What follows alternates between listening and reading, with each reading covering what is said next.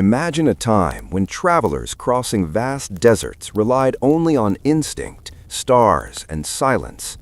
Now imagine that same silence suddenly breaking, not with wind, not with footsteps, but with the sound of distant music, whispers, and cries echoing across empty land.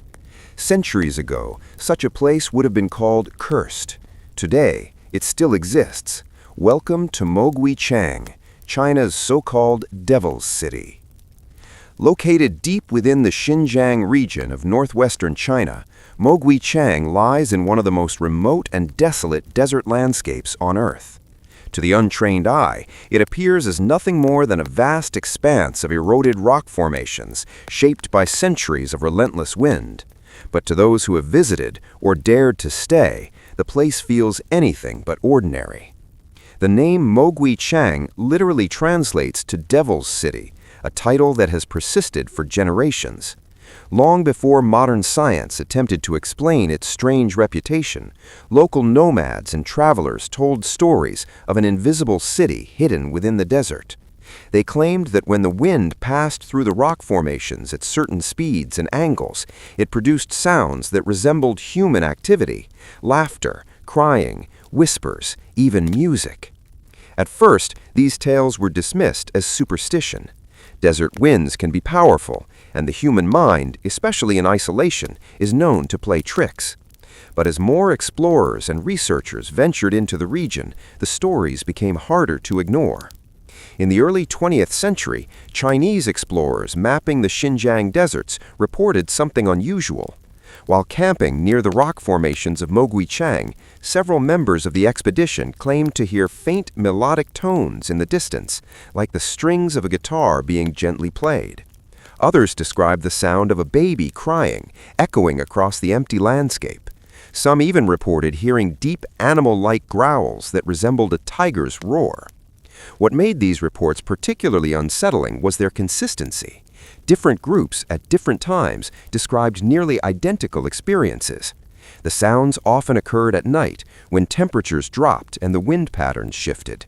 There were no visible sources, no settlements, no wildlife that could account for such varied noises. Naturally, scientists began searching for explanations. Geologists studying the region discovered that Moguicheng is filled with unique rock formations known as yardangs, structures carved by wind erosion over thousands of years. These formations vary in size and shape, creating natural tunnels, ridges, and cavities.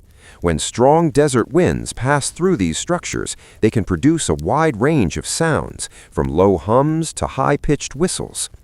This phenomenon is sometimes referred to as aeolian tones, sounds generated by wind interacting with physical structures.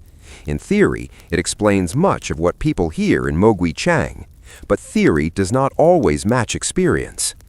Visitors often describe the sounds as too structured, too emotional to be random.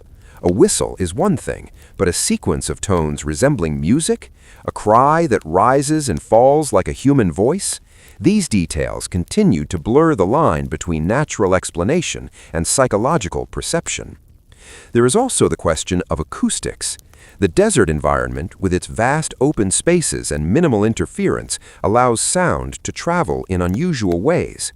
A distant noise can appear much closer. Echoes can bounce unpredictably. Under the right conditions, even small vibrations can be amplified and distorted. Still, not all reports can be easily explained. In the late 1990s, a group of tourists visiting Moguicheng recorded audio during their trip. When they reviewed the footage later, they noticed faint background sounds they had not consciously heard at the time, what some interpreted as distant voices or murmurs.